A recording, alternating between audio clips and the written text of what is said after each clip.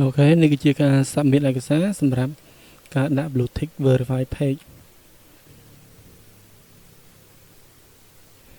ចឹងយើងគ្រាន់តែ upload ឯកសារចូលមកឯកសារគឺយើងរៀបចំឲ្យអស់ហើយសម្រាប់ឯកសារគឺ full document តើនៅពេលដែលយើង upload ចូលរួចហើយយើងនឹងឃើញសារបញ្ជាក់មួយថាវានឹង review រយៈពេល48ម៉ោងឬក៏2ថ្ងៃប៉ុន្តែជាក់ស្ដែងគឺថារយៈពេល3ម៉ោងទៅ4ម៉ោងទេតើយើងចុចដានមកតើពេល3ម៉ោងយើងនឹងឃើញ message load ពីចូល email របស់យើងថាយើងបាន congratulation ទៅលើការ verify page blue tick របស់យើង